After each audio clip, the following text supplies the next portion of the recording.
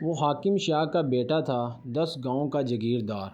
Cassette university کی ایک پردے دار لڑکی ایک غلط فہمی کی بنا پر اسے سب کے سامنے تھپڑ مار گئی، لیکن وہ بھی بدلہ لینے والوں میں تھا۔ تبھی 2 دن بعد اس سے زبردستی نکاح کیا اور پھر سفاکی سے اس کے وجود کو روند ڈالا کہ وہ پر کٹے پرندے کی مانند زمین پر پڑی تڑپ رہی تھی، جبکہ وہ سگریٹ کے گہرے کش لیتا پرسکون سا اسے دیکھ رہا تھا۔ ارادہ اسے طلاق دینے کا تھا، پھر اچانک لڑکی زور زور سے ہنسنے لگی اور پھر اس کے منہ سے نکلنے والے الفاظ اس ظالم کو پتھر بنا گئے۔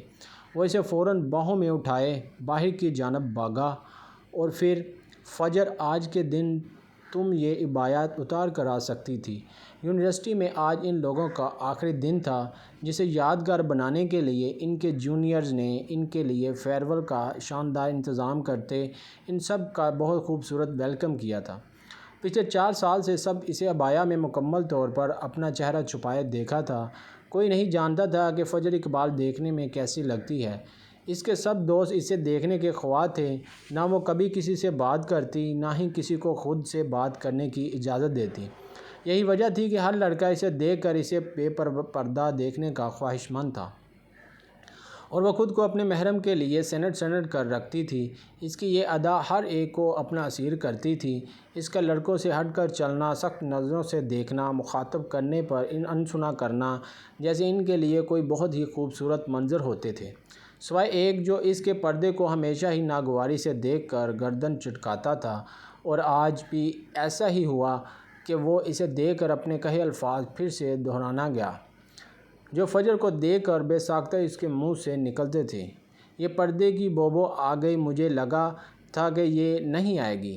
اپنے دوستوں کے ساتھ ہال میں انٹر ہوتا وہ سامنے کھڑی فجر کو عبایا میں دیکھ کر منہ کے زاویے بگاڑ گیا۔ یار آج کے دن یہ پردہ کرنے کی بلا کیا بنتی تھی؟ اتنی ہی پردے کی بو تھی تو گھر پر رہتی۔ فجر کو اپنی دوست کے ساتھ بات کرتے دیکھ کر وہ پاس سے گزرتا اسے سائیڈ مار کر نکلا تھا، اور وہ وہیں ایک انجان مرد کے ٹکرانے پر وہ حواس پختہ ہوئی تھی۔ اوہ تم تھی، غلطی سے ہو گیا۔ مصنوعی حیرت چہرے پر سجائے وہ سامنے کھڑی سرخ نم آنکھوں سے گھورتی فجر کو دیکھ کر گویا ہوا تھا، اور وہیں اس کے ساتھ کھڑے اس کے دوست اس کی اداکاری پر کھی کرتے منہ موڑ گئے تھے۔ غلطی اگر غلطی سے ہو تو ٹھیک، مگر جان بوجھ کر کیا عمل کبھی غلطی نہیں کہلاتا۔ مسٹر میر داس شاہ غصے سے دانت پیس کر کہتی وہ جانے لگی تھی۔ وہ مزید یہاں نہیں کھڑی ہو سکتی۔ سامنے کھڑا شخص ہمیشہ ہی اس کا مذاق بناتا اور اسے ڈسٹرب کرتا۔ 4 سالوں میں یونیورسٹی میں یہ واحد لڑکا تھا جس نے اس کو تنگ کیا تھا۔ کیوں کرتے ہو میر، اب 2 گھنٹے رونے میں لگائے گی؟ وہ خفگی سے اپنے کلاس میٹ کو دیکھتی۔ عالیہ اس کے پیچھے گئی تھی۔ اتنا تو جانتی تھی وہ کتنی حساس تھا۔ اگر غلطی سے کبھی کسی نے اسے ٹچ کیا تو وہ گھنٹوں اس جگہ کو رگڑتی رہتی اور روتی رہتی تھی۔ سائیکو روئے یا ہنسے، مجھے کیا کیوں کھڑی تھی راستے میں؟ عالیہ کی بات پر وہ سارا قصور فجر کے درمیان میں کھڑے ہونے پر ڈالتا لاپرواہی سے آگے بڑھا تھا۔ یار میر کو کچھ بھی کہو تو پریشان کرتا ہے۔ اسے آج یونیورسٹی کا آخری دن تھا، اس کے بعد کسے پریشان کرے گا؟ میر کو دیکھتے اس کے دوست ساحر نے افسوس سے سر ہلایا۔ پتہ نہیں کیوں جب وہ گھورتی ہے اور روتی ہے تو مجھے اچھا لگتا ہے۔ اپنے سینے پر ہاتھ رکھ کر کہتا وہ آنکھ کا کونا دبا گیا تھا، جس پر اس کے دوست بھی ہنسے تھے۔ پل پل جینا محال میرا تیرا بنا، یہ سارے نشے بیکار تیری آنکھوں کے سوا، کہیں نہیں جاتا میں باہر رہتا تیرا انتظار۔ دوستوں کے ساتھ ڈانس کرنے میں مگن وہ سامنے سے آتی فجر کو دیکھ کر تھما تھا۔ 1 گھنٹے بعد بڑی مشکل سے عالیہ اور باقی دوستیں اسے واپس لائی تھیں، اور جیسے میر داس شاہ کو پھر سے شرارت سوجھی تھی اور وہ مسکراتا ہوا ان کی سمت بڑھا تھا۔ عالیہ آؤ نہ ڈانس کرتے ہیں۔ گہری نظر فجر کی سرخ آنکھیں نشیلی پر ڈالتا وہ عالیہ کی سمت ہاتھ بڑھا گیا تھا، جس پر خوش ہوتی عالیہ نے فوراً اسے اس کے ہاتھ پر ہاتھ رکھ دیا تھا۔ آخر کون پاگل سامنے کھڑے اس کو خوبرو شخص کو انکار کرنے کی غلطی کر سکتی تھی، جو پوری یونیورسٹی کی لڑکیوں کا کرش تھا، جسے دیکھ کر وہ آہیں بھرتی تھی۔ آج وہ اس کے سامنے ہاتھ پھیلائے ہوئے تھا۔ کیا بات ہے، بڑی جلدی منا لائی ہو اسے؟ عالیہ کی کمر پر ہاتھ رکھتا وہ سامنے ناگواری سے خود کو تکتے فجر کو دیکھ کر مسکرایا تھا، جو غصے سے نگاہوں کا زاویہ بدل گئی تھی، جس پر میرداد شاہ نے غصے سے لب پھینچے تھے۔ آنکھوں میں غصے کی رمق سے سرخ اتری تھی۔ کہاں مانی ہے؟ جلدی 1 گھنٹہ لگایا ہے۔ میرے داد شاہ کی بات پر عالیہ نے تھکے تھکے لہجے میں کہا تھا۔ میر، مجھے تم سے کچھ کہنا ہے۔ میرداد شاہ کے سینے پر ہاتھ رکھتی عالیہ نے خود کو حوصلہ دیتے آج اپنی محبت کا اظہار کرنے کا سوچا تھا۔ بعد میں کہنا، ابھی نہیں۔ سامنے فجر کو کوڑی ڈوری کی طرف جاتا دیکھ کر وہ عالیہ سے دور ہوتا تھا۔ جانتا تھا وہ کیا بات کرے گی اور وہ اس کی محبت کے اظہار میں ذرا بھی دلچسپی نہیں رکھتا تھا۔ یہ کہاں جا رہی ہے جب سب یہاں ہیں؟ حیرت سے اس کے پیچھے جاتا وہ اپنے راستے میں حائل ہر لڑکی کو سائیڈ کرتا نکل رہا تھا۔ آج کے دن کے لیے میں ہر وقت محبت کرنے والے انتظار میں تھا اور ڈانس کرتے کرتے پرپوز کرنے کا سلسلہ جاری ہوا تھا، اور وہیں میرداد شاہ جسے پرپوز کرنے کے لیے کتنی ہی لڑکیاں بے قرار تھیں، وہ ہر ایک کو سائیڈ کرتا ہوا وہاں سے چلا گیا تھا۔ کون ہے؟ سامنے آؤ، وہ جو اسے کہا گیا تھا کہ اسے میم شاہدہ نے ملنے کے لیے بلایا تھا، پر یہاں آ کر نہیں کہیں بھی نہ پاتی وہ جانے لگی تھی کہ تبھی تمام لائٹس بند ہوئی تھیں اور کسی نے پیچھے سے آتے اسے اپنے حصار میں لیا تھا۔ خود کو چھڑاتی وہ پیچھے ہوئی تھی۔ کون ہو تم؟ غصے سے کہتی وہ روتی ہوئی باہر کی سمت بڑھی تھی، مگر بند دروازے کو دیکھ کر وہ گھبرائی تھی۔ میں تم سے بہت محبت کرتا ہوں فجر، اندھیرے کمرے میں آواز گونجی تھی۔ اس سے پہلے کہ وہ سمجھ پاتی کہ کس کی آواز ہے، میوزک کے فل والیوم نے اس آواز کو دبا دیا تھا۔ سمجھ میں نہیں آتا، دور رہو۔ دروازہ کھولنے کی کوشش کرتی وہ خود کو کسی کی حصار میں محسوس کرتی شدت سے کانپنے لگی تھی۔ جلد ہی ہمت کرتی وہ اپنے گرد لپیٹے ہاتھوں پر دانت گاڑتے اس کے درمیان میں ٹانگ مارتی وہ اسے خود سے دور دھکیل گئی تھی۔ سامنے کھڑے شخص نے جتنا اسے کمزور سمجھا تھا وہ اتنی نہ تھی۔ تبھی وہ درد سے تکلیف سے بلبلاتا پیچھے گرا تھا اور اس ہی آسانہ میں وہ ڈور کھولتی باہر کی سمت بھاگی تھی۔ فجر رکو، کیا ہوا؟ فجر کی تلاش میں آیا میرداد نے اسے پکارا تھا، مگر وہ انسنی کرتی بھاگتی ہوئی ہال میں پہنچی تھی۔ کیا ہوا؟ تم ٹھیک ہو؟ فجر کی حالت دیکھ کر اس کی دوستیں اس کے پاس آئی تھیں کہ تبھی وہ اس کے عبایا اور حجاب کی حالت خراب دیکھ کر پریشانی سے گویا تھا۔ وہ نہیں جانتا تھا کیوں، مگر اس کی حالت دیکھ کر گھبرایا تھا۔ تم کیا سمجھتے ہو میں کمزور ہوں؟ سب لوگوں کے سامنے اس میں حوصلہ آیا تھا اور وہ غصے سے آگے بڑھتی میرداد شاہ کے سینے پر ہاتھ رکھتی غصے سے چلائی تھی کہ سب ٹیچر اور اسٹوڈنٹ ان کی سمت متوجہ ہوئے تھے۔ کیا مطلب؟ نہ سمجھی سے اسے دیکھتا وہ حیرت سے گویا ہوا۔ تمہاری ہمت کیسے ہوئی میرے قریب آنے کی؟ اسے انجان بنتے دیکھ کر وہ غصے سے پاگل ہوئی تھی اور آگے بڑھتے میرداد شاہ کے گال پر تھپڑ رسید کر گئی تھی۔ تمہاری اتنی اوقات؟ وہ جو اس کے لیے پریشان ہو رہا تھا فجر کے اس عمل پر سیکھ پا ہوتا، غصے سے ہاتھ اٹھاتا اس کی سمت بڑھا تھا کہ آگے بڑھتے اس کے دوستوں اور اساتذہ نے اسے روکنے کی کوشش کی۔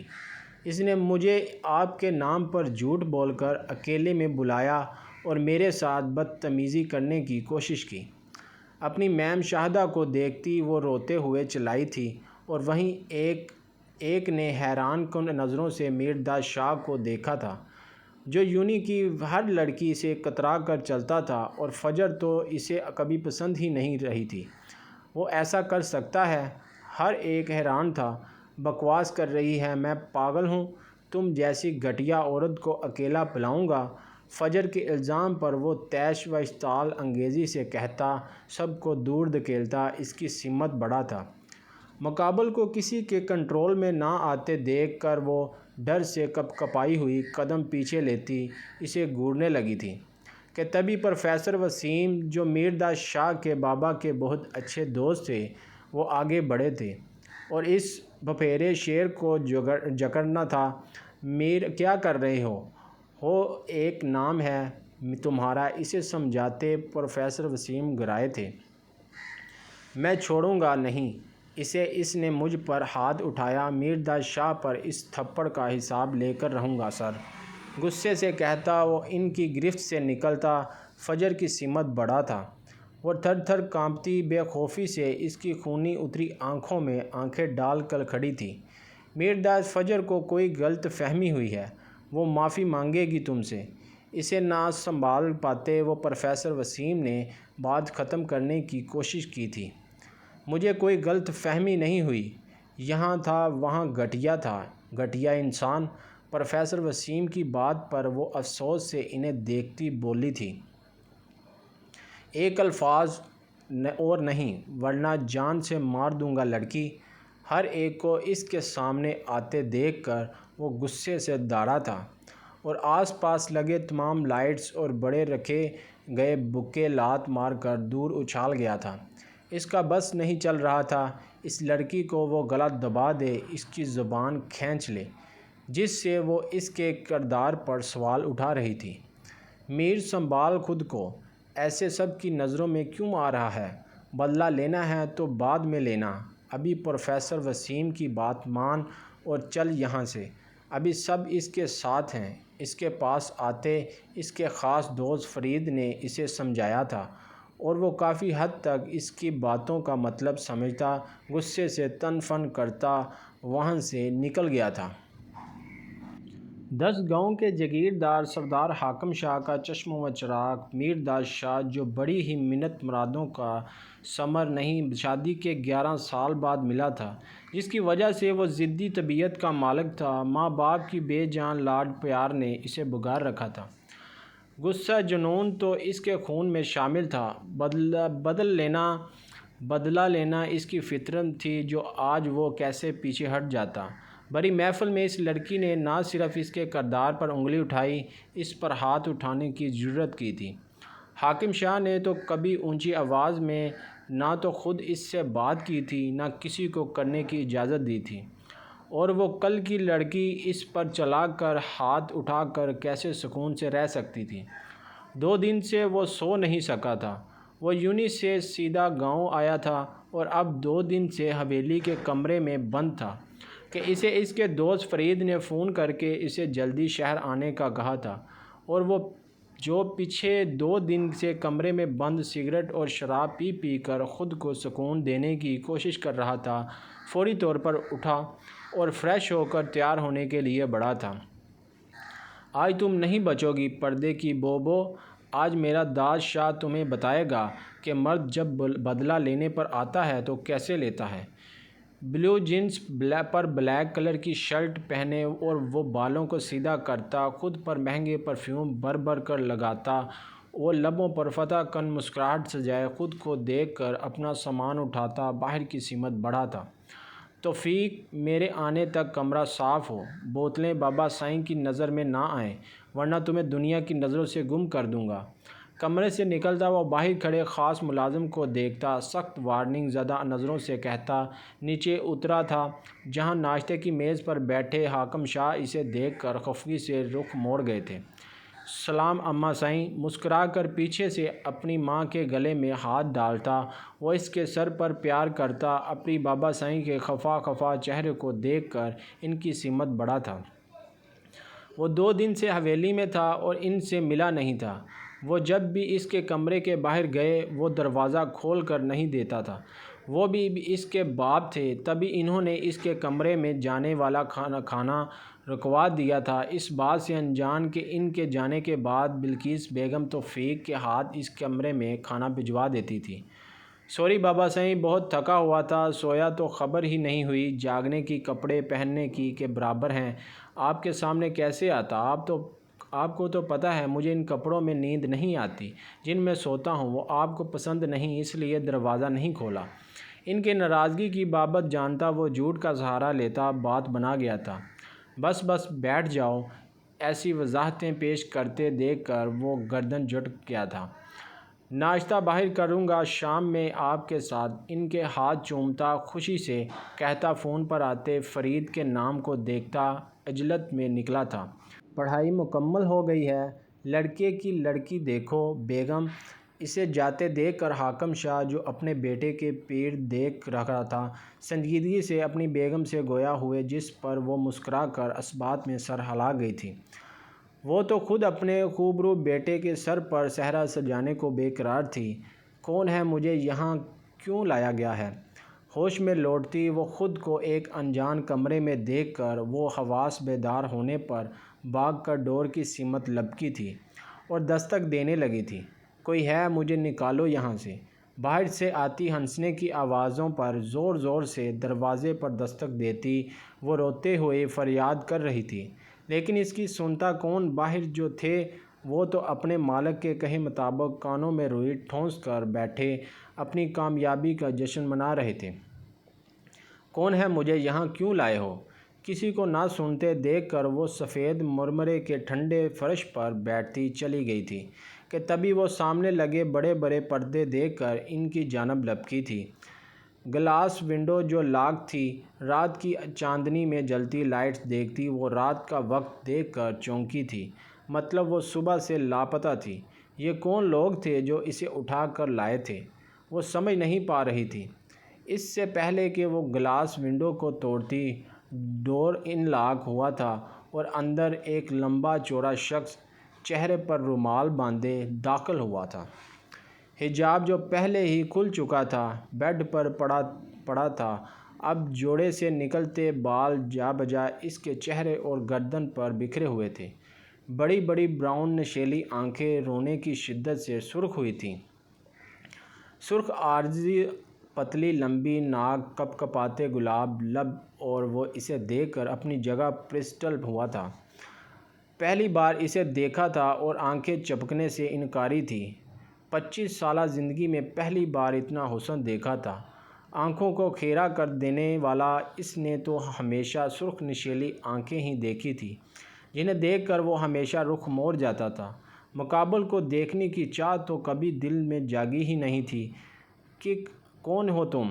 یک ٹک دیکھتے شخص سے خوف زدہ ہوتی وہ قدم پیچھے لیتی گویا ہوئی تھی تمہاری موت۔ فجر کی آواز پر وہ حواس میں لوٹتا گرایا تھا کہ ایک دم اسے وہ رات یاد آئی تھی اور آنکھوں میں خون اترا تھا۔ میں نے کیا بگاڑا ہے تمہارا؟ مقابل کو خون آشام درندے کی طرح گھورتے دیکھ کر وہ گویا ہوئی تھی۔ ابھی پتہ چل جائے گا جانم۔ سرخ آنکھوں کو ڈرتے دیکھ کر وہ تنفر سے مسکرایا تھا۔ یہ پہنو واپس، اور جیسے ہی مولوی صاحب اندر آئیں انہیں قبول ہے کہہ کر دستخط کر دینا۔ بیڈ پر پڑا اس کا حجاب اٹھا کر اس کے منہ پر مارتا وہ سختی سے بولا تھا، کون ہو تم؟ میں نہیں کروں گی۔ مقابل کے مطالبے پر وہ غصے سے کہتی پیچھے ہوئی اور دیوار سے لگی تھی، جتنا کہا ہے اتنا ہونا چاہیے ورنہ۔ غصے سے اپنے چہرے سے رومال اتار کر پھینکتا وہ اس کے سر پر آن پہنچا تھا اور الفاظ ادھورے چھوڑے تھے۔ وہیں فجر اسے دیکھ کر ساکت ہوئی تھی۔ جان سے تمہیں بعد میں ماروں گا، پہلے تمہارے اس بہت خوبصورت حسن کا نظارہ کروں۔ اس کی لمبی صحرائی دار گردن کو شکنجے میں لیتا گرایا تھا۔ تھپڑ مارا تھا نا تم نے مجھے، کیسے چھوڑ دیتا تمہیں؟ خوف اور دہشت سے پھیلی بڑی بڑی آنکھوں میں دیکھتا وہ قہقہ لگایا گیا تھا، چھوڑو مجھے گھٹیا انسان۔ مقابل کے ارادے جان کر وہ جی جان سے لرز اٹھی تھی، تبھی وہ گردن پر لپٹے اس کے بال دور کرنے کی کوشش کرنے لگی تھی مگر ناکام ٹھہری تھی۔ سامنے کھڑے اس ہٹے کٹے خوبرو شخص کا جو بھلا وہ نازک جان کہاں مقابل کر سکتی تھی، جو اس وقت اسے کوئی پاگل سرپھرا وحشی لگا تھا۔ گھٹیا پن ابھی دیکھا کہاں ہے تم نے جانم؟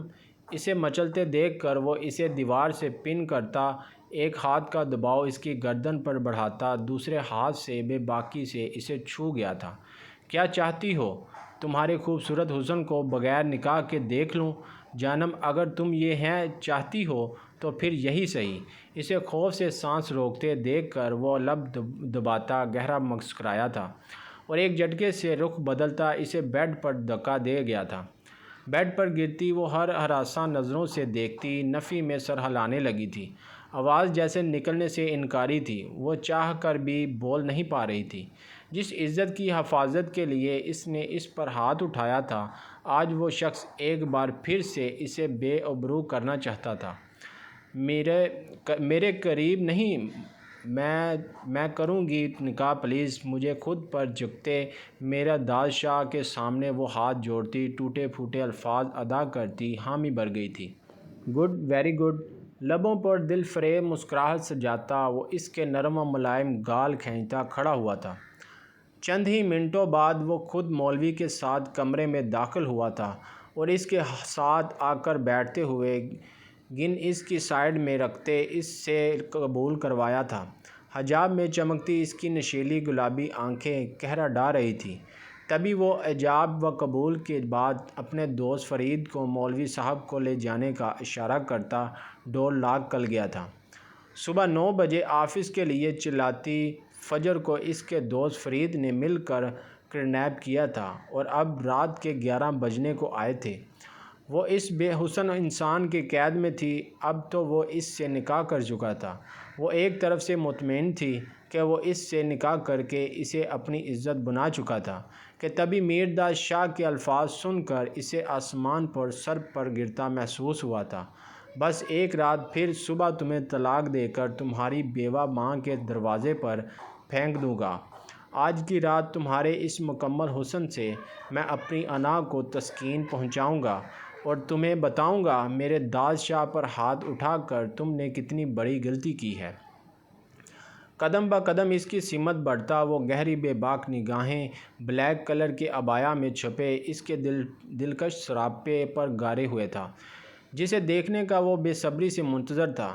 ٹیک آف یور گاؤن، اسے ساکت کھڑے دیکھ کر وہ حکم دیتا بیڈ پر بیٹھا تھا۔ سنا نہیں تم نے؟ جانم اتارو یہ عبایا، غصے دھاڑتا وہ ایک دم سے شریں لہجے میں جانم کہتا مسکرایا تھا۔